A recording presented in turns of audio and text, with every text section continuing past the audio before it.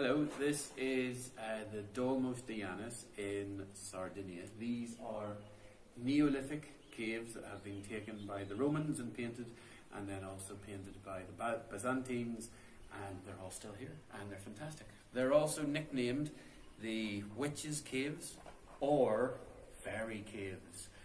In Ireland we don't have fairy caves, we have fairy trees, which are white thorn bushes. There's a beautiful countryside here. There's no white thorn bushes as far as the eye can see, but there might be some fairies inside. Now, I don't know any other fairy stories of Sardinia. However, when people come to Ireland, a lot of people might ask us, I didn't see any fairies, where are they? And you might get people asking ones in Dublin, Belfast, Derry, Cork, Limerick, Galway, I didn't see any fairies. And even, unfortunately, these days, there are some people who are Irish who have never seen a fairy, which is very sad. But maybe there's a reason why. And maybe that reason is a lot sadder than you might think. So in this fairy cave that's also used as a tomb, I'm going to tell the story of the death of the fairies.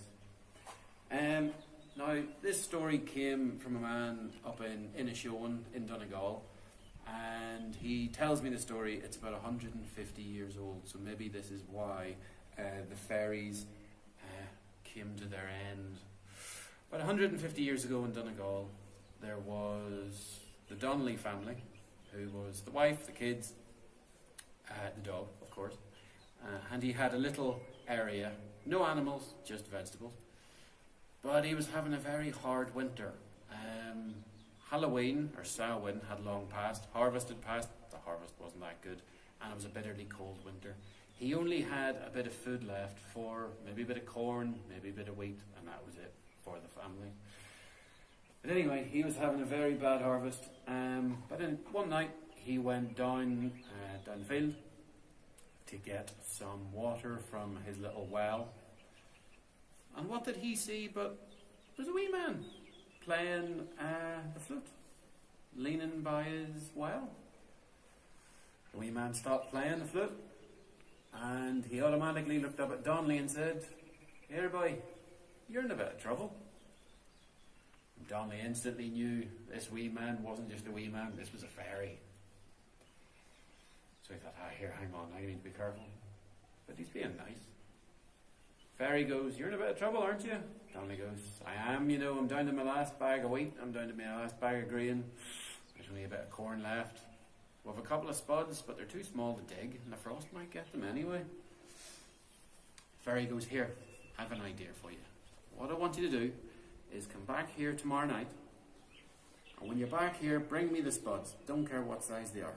I'll give you a big bag of meal, and that'll do you for about a month." He fills up his watering cans and goes, "That sounds like a decent enough deal. Making a deal with the fairies? Sure, it'll be alright." So he makes the deal with the fairy and heads on home with the cans of water. Next day he works the field again, and he comes back to the well. Sure enough, there's the wee man there playing the flute again. So he goes, "There you go, there's the spuds. I'm telling you, they're only wee." The man goes, "Not to worry. Sure, here's this big bag of meal." And he hands him this massive big thing. Donnelly goes, "Here, that's going to take about 5 lads to lift it." "Not at all. Stick it in your back." Lifts up this bag, no weight in it at all, chucks it on his back, and he knows he has food for his wife and his wains for, it must be at least a month. So a month later, the bag runs low. He goes, "Well, a ferryman told me to bring the bag back, so I'm going to take the bag back." He goes down the well again. Guess who's there, playing his flute? The wee man. Wee man spots him coming down the hill. "So here, did you like your meal?" The boy goes, "Geez, that was the best I've ever had. That meal, that was delicious." He goes, "Oh, that should be. That was the top grain off that clay field down there. Well, there's your bag back anyway.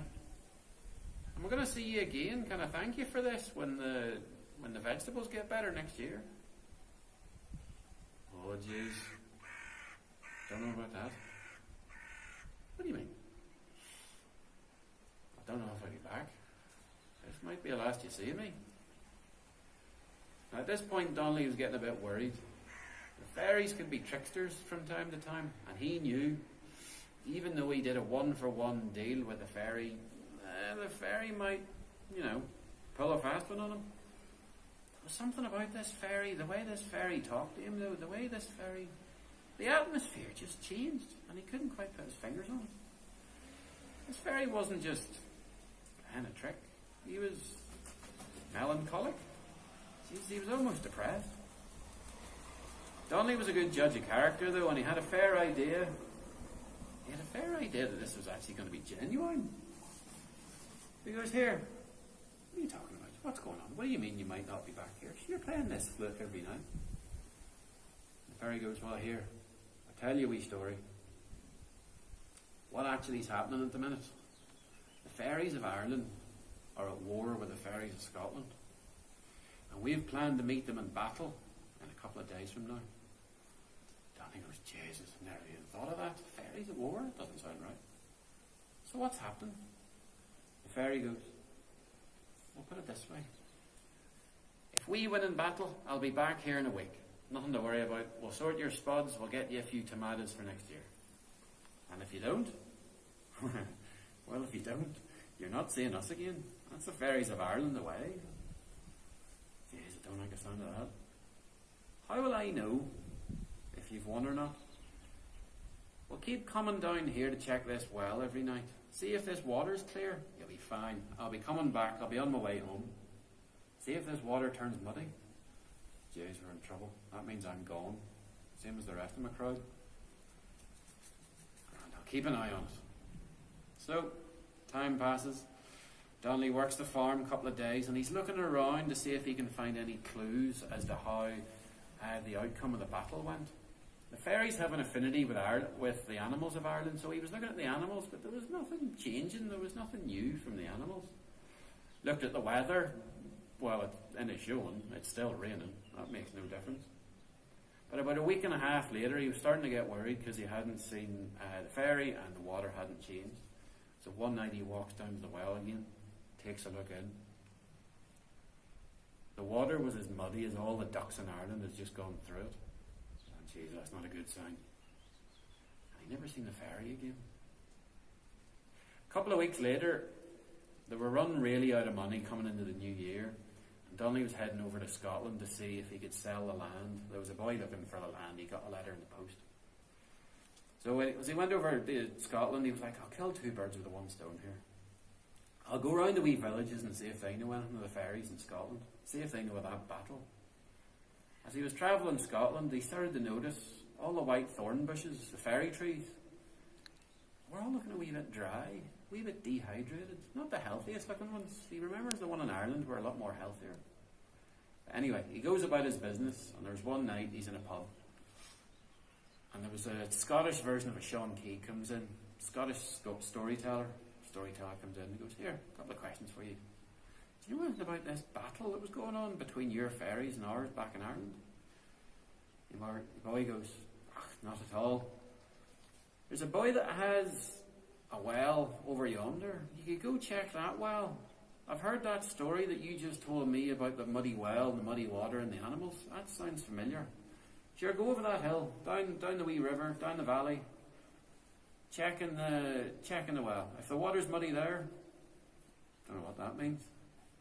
So he heads over the hill, down the valley, looks in the well. Now, funnily enough, this part of the river, there was a couple of white thorn bushes as well. None of them looked too healthy. He looks down the well, and there it is. Muddy water. And he remembers what the fairy said. If we win. The fairies of Scotland and Ireland were both at war. Nobody won. He looks up and spots the white thorn bush, and he knows they're all dead, along with all the fairies. All the fairies were at war. Nobody won. That was the end of the fairies in Ireland and in Scotland.